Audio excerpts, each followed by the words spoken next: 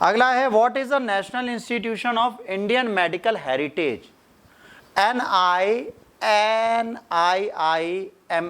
क्या है?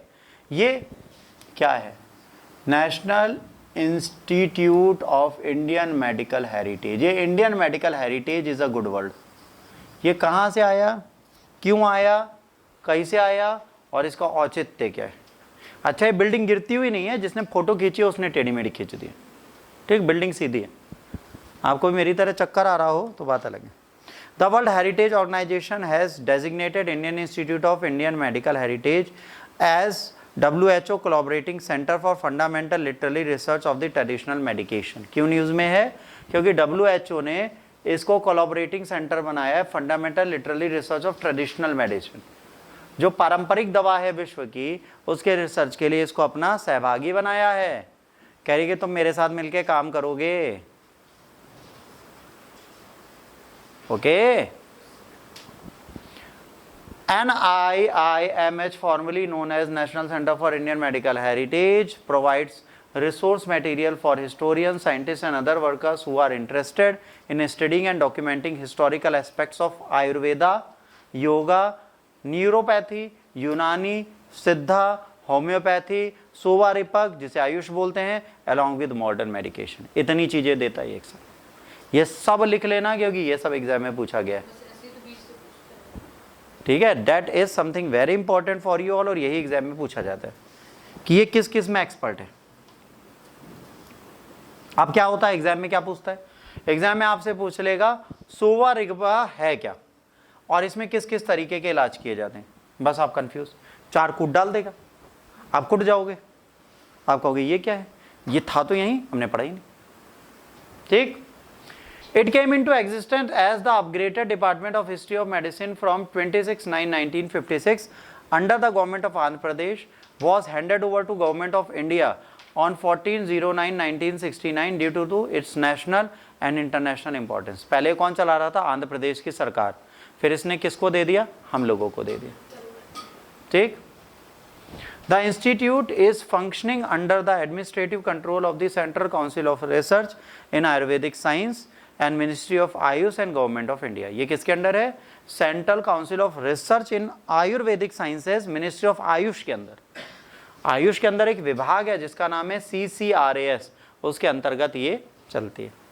This institute which is only its kind in south east Asia located in Dilsukhnagar Hyderabad, Dilsukhnagar Hyderabad, okay.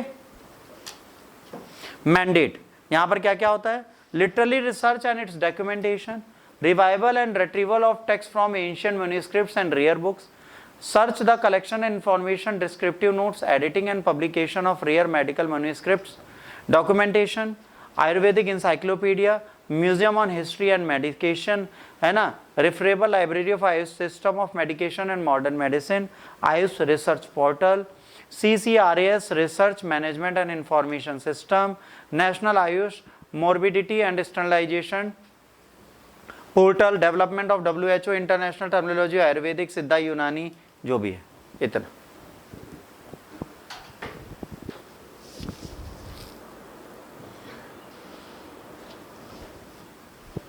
ठीक बेटा।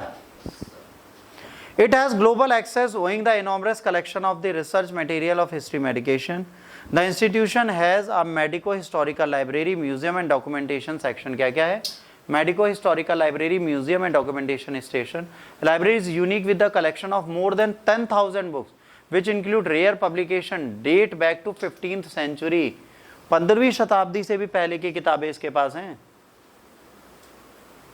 जैसे एक बुक है book of the hands frets getting की, और एक है हैंड पाल्मेस्ट्री, है ना, न्यूल जैक्विन की।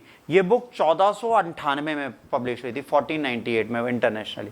और ये दोनों बुक जो है पाल्मेस्ट्री मतलब हाथ के बारे में सब कुछ बताते हैं, फॉरेनर हैं वेस्टर्न, वो इंडिया आके सीख के गए थे। इनकी बुक की कीमत अगर आप कबाड़ी की दुकान पे भी जाएंगे तो it will be more than 3 to 4 lakh rupees a book. हमको सौभाग्य मिला पढ़ने का, क्योंकि जिन्होंने ली थी उनको इंग्लिश आती नहीं थी, तो उन्होंने कहा तुम हिंदी में ट्रांसलेट कर लो। हमने पूरी बुक पढ़ के खुद ही समझ ली पहले, फिर उनको दे दी हिंदी ट्रांसलेट करके। फिर बाद में उनको पता चला कि यार ये तो हमारा कट गया, तो फिर उन्होंने इंग्लिश सीख ली। ये वाला चल। तो यहां पर पुरानी बुक्स हैं, तो ये क्या है, ये बहुत इंपॉर्टेंट चीज हो जाती है इसके लिए।